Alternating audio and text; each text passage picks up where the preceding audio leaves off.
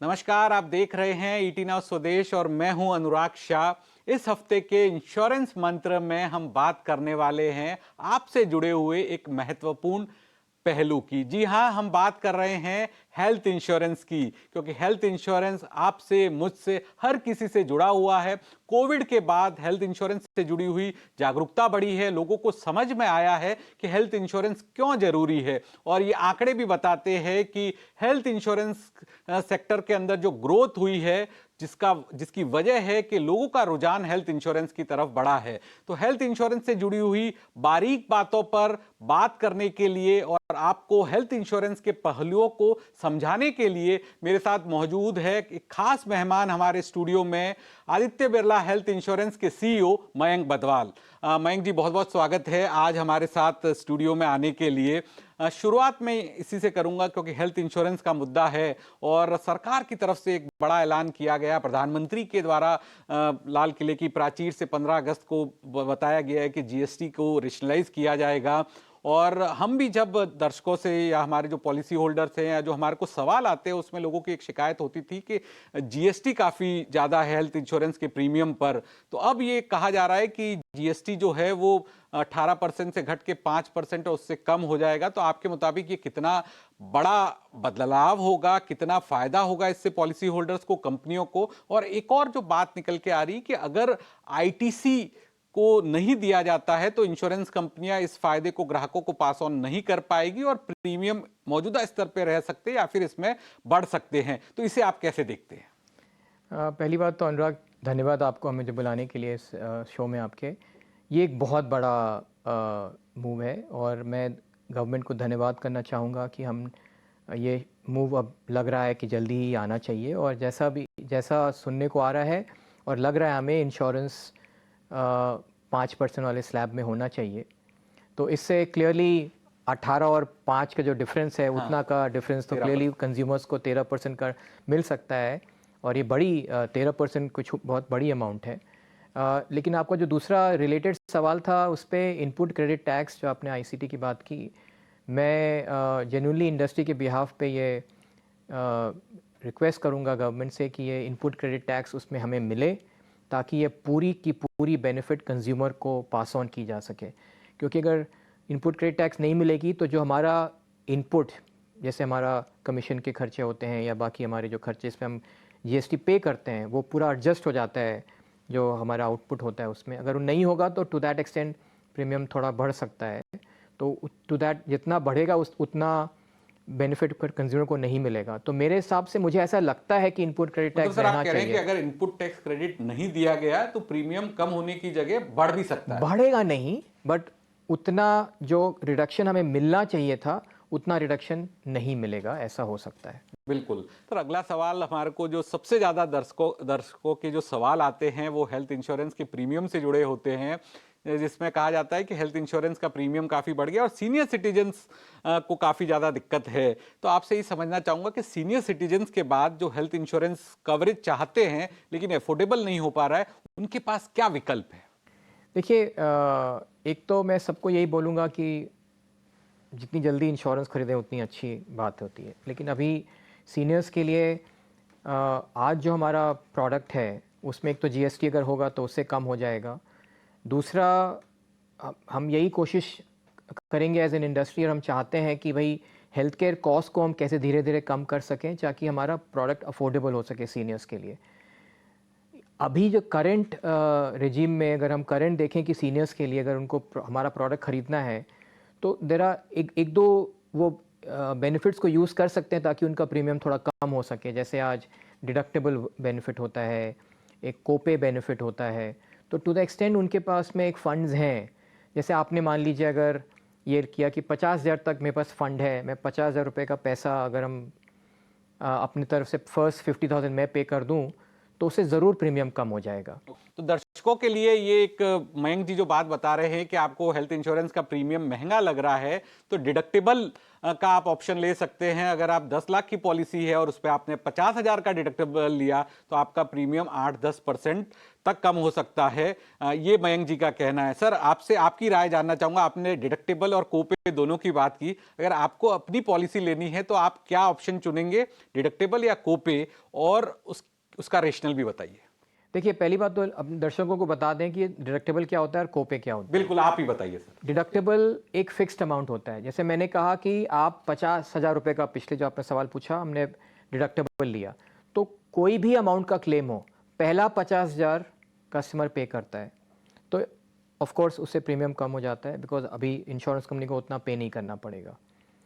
कोपे होता है कि जितना भी क्लेम हो, मान लीजिए कोपे आपने चूज़ किया 10% का, जितना भी क्लेम हो उसका 10% कस्टमर पे करेगा, 90% इंश्योरेंस कंपनी पे करेगी।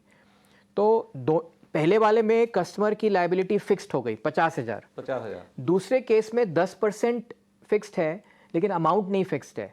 मान लीजिए अगर कोई बड़ा क्लेम आ गया, मान लीजिए 10 लाख का क्लेम आ गया, तो 1 लाख भी कस्टमर को पे करना पड़ सकता है 10% के हिसाब से। तो ये डिपेंड करता है कस्टमर के ऊपर कि भाई वो अपनी लायबिलिटी फिक्स करना चाहते हैं या वो चाहते हैं कि मेरे पास फंड है, अगर हम क्लेम बड़ा हो तभी भी। तो ये डिसीजन उसके ऊपर फिक्स होता है।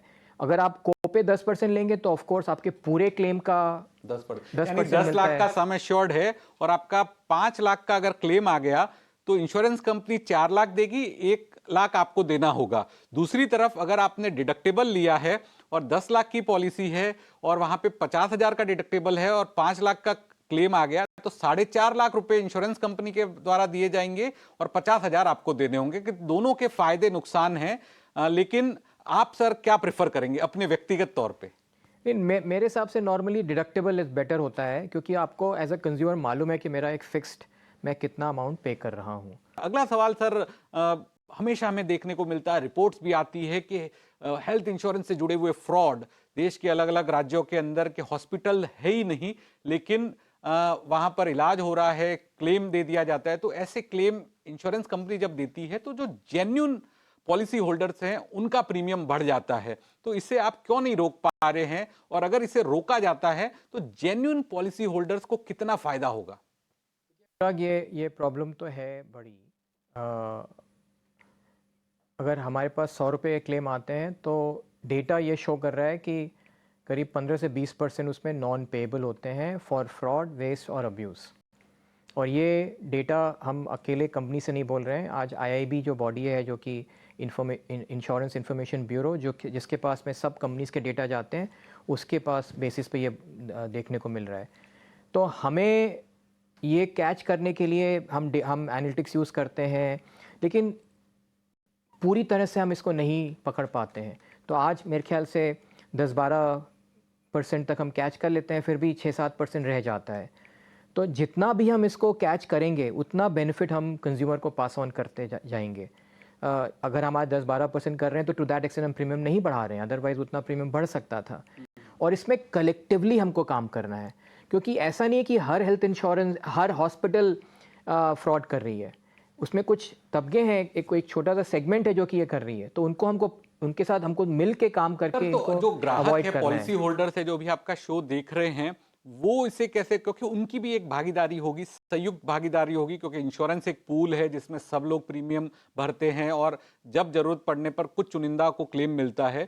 तो जो पॉलिसी होल्डर थे वो कैसे, किन चीजों पर उन्हें ध्यान रखना चाहिए कि हॉस्पिटल्स के द्वारा ये ओवरचार्जिंग नहीं की जाए, जिससे कहीं ना कहीं उनको भी नुकसान होगा?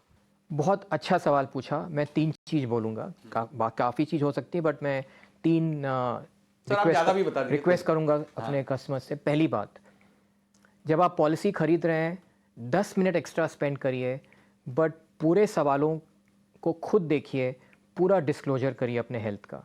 कई बार कस्टमर्स इसमें बाद में, कई बार हम जो सेलर होता है वो जल्दी उनके बिहाफ पे भर देता है और कोई डिस्क्लोजर्स वगैरह नहीं रहते। ये लाइफ लॉन्ग रिलेशनशिप है।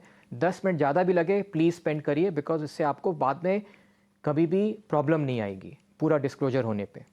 दूसरी बात, कोशिश करिए कैशलेस फैसिलिटी लेने की, जहाँ पे नेटवर्क हॉस्पिटल है, जहाँ तक हो सके नेटवर्क हॉस्पिटल में जाइए। और अगर आपका प्लान ट्रीटमेंट है तो अगर आप पहले इंश्योरेंस कंपनी को बता देंगे तो इंश्योरेंस कंपनी के पास में टाइम होता है कैशलेस एनीवेयर के अंडर में कि वो आपको नॉन नेटवर्क हॉस्पिटल में भी कैशलेस कर सके। कैशलेस में फ्रॉड वेस्ट अब्यूज़ कम होता है वर्सेस रीइंबर्समेंट में, बिकॉज रीइंबर्समेंट में इंश्योरेंस को कुछ नहीं मालूम होता है कि क्या हो रहा है।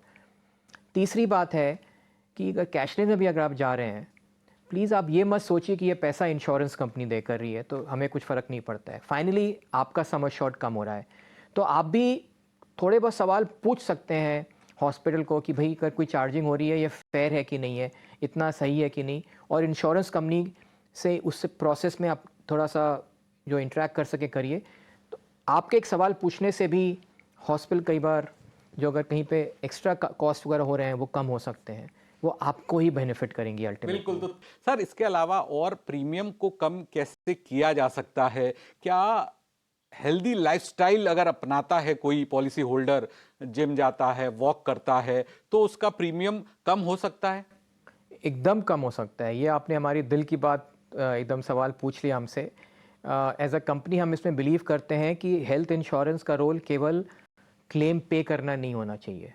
आज मेरा कस्टमर अगर हेल्दी है तो हमारे लिए भी अच्छा है क्योंकि हमारा क्लेम कम होता है। तो आज इंश्योरेंस प्रोडक्ट्स में अवेलेबल है, हमारी कंपनी भी वो देती है, यहाँ पे अगर कस्टमर हेल्दी रहता है तो हम प्रीमियम वापस करते हैं। हमारे प्रोडक्ट में 100% तक प्रीमियम वापस हो सकता है कस्टमर को अगर बहुत हेल्दी लाइफ जिए। सर लेकिन ये पब्लिक मानने को तैयार नहीं होती जब कहा जाता है दर्शकों को या पॉलिसी होल्डर को कि अगर आप स्वस्थ रहेंगे, मस्त रहेंगे तो इंश्योरेंस कंपनी के द्वारा पूरा प्रीमियम आपको वापस दे दिया जाएगा। और इसका आपकी कंपनी के अलावा और भी कंपनियां हैं जिनके द्वारा ये ऑप्शन दिया जाता है कि आप फिट रहिए तो आपको इंश्योरेंस का जो प्रीमियम है वो नहीं दिया जाएगा या फिर डिस्काउंट दिया जाएगा। आज कई सारी बाकी कंपनीज भी हैं जो कि ये कुछ बेनिफिट दे रही हैं, 100% नहीं बट 20-30% तक बेनिफिट दे रही हैं। और हमारे केस में 9% ऑफ आवर कंज्यूमर्स आज उनको बेनिफिट मिल रहा है अच्छी लाइफ जीने के लिए, कोई ना कोई तरह का रिवॉर्ड। तो ये जेन्युइन है, हमारे कस्टमर्स हैं, आप उनसे मिल के पूछ सकते हैं खुद ये स्टोरी। बिल्कुल, हम वो जानने की कोशिश करेंगे, हमारे जो पता करने की कोशिश करेंगे कि इंश्योरेंस कंपनी के द्वारा पूरा का पूरा क्लेम माफ कर दिया जाएगा, तो क्योंकि ये कई सारे लोगों के लिए काम की खबर है। क्योंकि इंश्योरेंस प्रीमियम को अगर आप बचा सकते हैं अच्छी लाइफस्टाइल के जरिए, हेल्दी लाइफस्टाइल के जरिए। सर आखिर में आपसे समझना चाहूँगा, कुछ सवाल जो है मैं दर्शकों ने भेजे हैं कि क्लेम को रिजेक्ट कर दिया जाता है ये कह के कि ये जो बीमारी है हमारी कवरेज में नहीं है, आपने जब पॉलिसी ली उसमें इसमें वेटिंग पीरियड वगैरह था और इसलिए हम इसे कवर नहीं कर सकते। तो क्या वजह रहती है जो रिजेक्शन कर दिया जाता है, और क्या वेटिंग पीरियड अलग अलग बीमारियों में अलग होता है या फिर एक स्टैंडर्ड वेटिंग पीरियड हर कंपनी के द्वारा माना जाता है? देखिए स्टैंडर्ड है नॉर्मली है, क्योंकि दो तरह के वेटिंग पीरियड होते हैं। एक वेटिंग पीरियड होता है जो कि आपके कोई प्री एग्जिस्टिंग, मान लीजिए कोई आपकी बीमारी है, कि मान लीजिए मुझे डायबिटीज़ है, तो उसमें वेटिंग पीरियड 3 साल, अब मैक्सिमम 3 साल कर दिया गया है एज़ पर नया रेगुलेशन। प्रोडक्ट्स में ये भी बेनिफिट होती है कि आप वेटिंग पीरियड को वेव करा सकते हैं by buying a rider, optional benefit होती है, तो आप उसको ज़ीरो भी करा सकते हैं। तो एक तो इस जो प्री एग्जिस्टिंग कंडीशन की होती है। दूसरी जो वेटिंग पीरियड होती है वो होती है कुछ ऐसे बीमारियों के लिए जहाँ पे कस्टमर के पास में डिस्क्रिशन होता है। मान लीजिए ग्लोकोमा, एक एग्जांपल दिया, आज मैं ग्लोकोमा के लिए वेट कर सकता हूँ कि मैं तुरंत कराऊँ या 2 साल बाद कराऊँ, मतलब मुझे लग रहा है कि थोड़ा थोड़ा धीरे धीरे बढ़ रहा है। तो इन बीमारियों के लिए हम नॉर्मली एक वेटिंग पीरियड रखते हैं। ज़्यादातर इंश्योरेंस प्रोडक्ट्स में ये है, पूरी एक लिस्ट होती है उसकी कि इन बीमारियों के लिए आपके पास में नॉर्मली 1 साल से 2 साल की वेटिंग पीरियड है। तो वो लिस्ट रहती है। मैं कस्टमर से ये रिक्वेस्ट करूंगा कि जब वो ख़रीदें तो वो देख लें।